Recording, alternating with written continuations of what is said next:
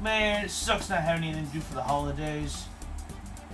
I felt like there was some kind of movie to show me what to do when I was like home alone or something.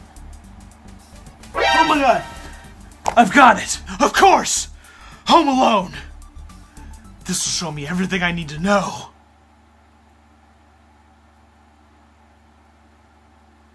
Is this segue good enough for you? I decided to do this last minute. I mean, I've literally been editing for an entire day already. And I just decided to do this all of a sudden. And I didn't have time to do the whole J-Foo decorated his set for Christmas trope. Or even to find a Santa hat. Because they're surprisingly very hard to find around Christmas time. Because it's the one time they're fashionable and everyone's to hop onto the hype train. You know, and that's not what we're talking about. We're talking about Home Alone. So roll my logo.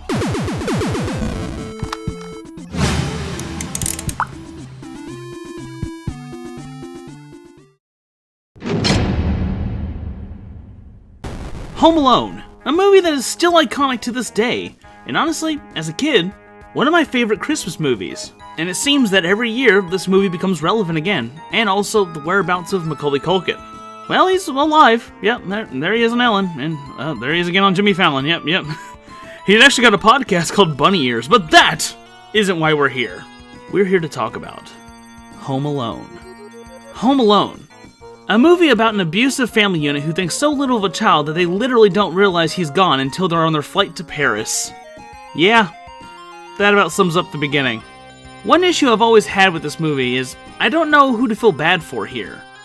Is it Kevin, played by Macaulay Culkin? Because honestly, his family really says some hateful things to him instead of trying to understand him. Or is it his family, because Kevin's actually being a pretty nasty brat at one point. I'm the only one getting dumped on. You're the only one acting up. Now, get upstairs. I am upstairs, dummy. And saying just as equally hateful things about them.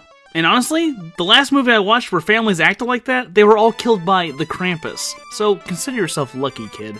So I honestly feel like they're all equally irritating and frustrating in their own separate ways. But basically, his big brother Buzz is a jerk to him for no real reason. And Kevin gets mad and lashes out at him, ruining dinner for everyone, which leads to one of the most spiteful things I've ever heard towards a kid. Look what you did, you little jerk. So Kevin genuinely wishes for his family to disappear. What I like about this scene is that his mom actually seems genuinely hurt by his remarks. But being a kid, you don't truly understand the power hateful words have on people until you get older. So general chaos ensues and Kevin finds that he is, wait for it, home alone. Wait, that's where I got the title from? Huh. I just want to illustrate that this scene right here, this is what all kids want when they're left home alone. Ice cream, candy, pizza, no one telling them what to do, watching The Grinch, and the world is your oyster. So this is where things take a turn. Harry and Marv, the wet bandits, show up to rob Kevin's house blind. I just want to point out that Kevin's reaction here of people knocking on his door and creeping around his house is pretty much my reaction when I was a kid and I was home alone and people would knock on the door. Utter terror. But luckily, he scares the bandits off to live another day. Kevin realizes his newfound strength and announces it to the world, and... Oh, I forgot about that guy. Yeah, there's this old dude that just sulks around the neighborhood salting the sidewalks and shoveling snow. It's a really nice thing for someone to do, but why does he always have to greet everyone with that murderous intent on his face? And no wonder Kevin's afraid of him. And this isn't even the first time this happens. It's literally every time Kevin runs into this man. And he just looks at him like a crazed killer, even in the freaking store. So, for the most part, there's just a lot of Kevin shenanigans, like this famous gem right here. I can't seem to find my toothbrush, so I'll pick one up when I go out today. Other than that, I'm in good shape.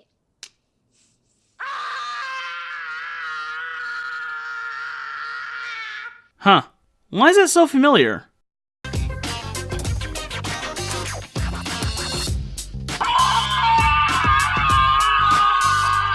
And Kevin's parents eventually realize he's missing. His mom tries literally everything to try and get back to her son. At this point you realize that she truly loves her son and she hates herself for forgetting him. And honestly, I found it really hard to find her at fault exactly.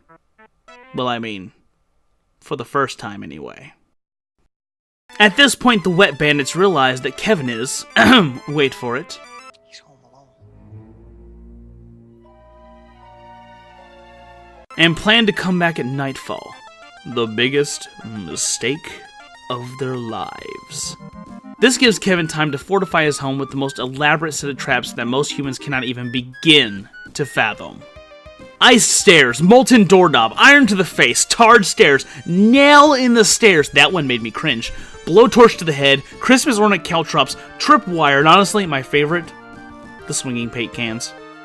This kid practically tortures these grown men, and honestly, it's just so satisfying to watch. Eventually, the bandits catch up to Kevin and hang him from a door, threatening to rain down 11 different kinds of hell onto this young child. Or at least, they think they have him. When suddenly the murderous old man shows up and knocks their lights out and rescues Kevin. You might be wondering about the context of this guy not being a serial killer, but I'll get to that. The police are called, and the wet bandits have to forever live with the fact that an 8-year-old was literally 10 steps ahead of them the entire time. Nice story to tell in prison. But at this point, after all this kid has been through, he realizes that all he truly wants is his family back. There's actually a really cute scene where he tries to visit a Santa Claus, and he tells him that he doesn't want anything for Christmas, except for his family back. The rough and gruff Santa goes from kind of annoyed at him to feeling utterly sad for him, because, to be honest, he has no context to this request. As far as he's concerned, the kid's family died in a house fire or something. What I like about that scene is that the Santa Claus has a massive change of heart, and begins to wonder the circumstances of the kid's loss. Sure, it's funny that he doesn't understand the context, but I think the sentiment goes well with the holiday season. That Santa wants to do something for Kevin, but he's just a poor mall Santa. So he gives Kevin the only thing he has. 3 Tic Tacs. 3 of them. Count them up, 1, 2, 3, yeah, 3 of them. And you're probably wondering why old Murderface here is suddenly a hero. Well, now we get to take a side trip to my favorite plot of the story. The old man's name is Murphy, and at one point, Kevin decides to go to church. Suddenly, Murphy is there staring at him, but this time, not with the intensity of 1,000 suns. He has concern on his face, and kindly asks if he can sit next to Kevin.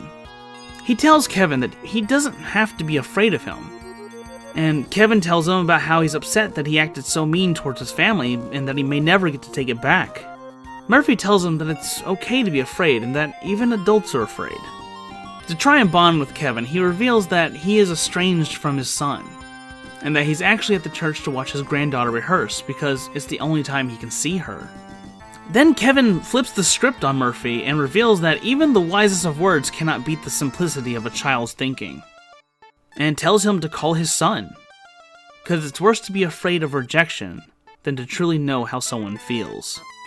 It's a great scene that put a smile on my face and reveals that both Kevin and Murphy are much more than they seem. And honestly, the movie really needed that.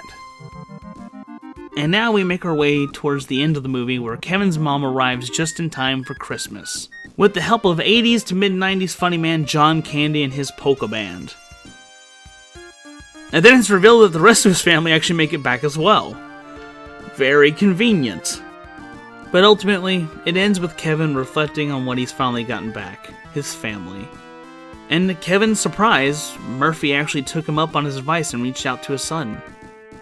And honestly, this leads to a more heartwarming moment in my opinion. And then the cycle of brotherly tensions and hates begins again. Kevin! What did you do to my room?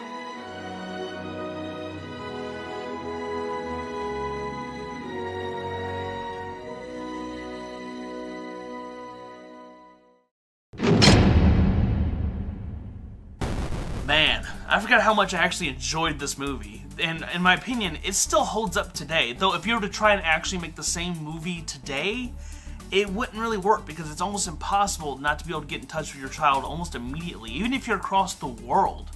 And the movie really represented how I felt as a kid growing up, even if I was left home for like an hour or so, and really touches how family can make you feel.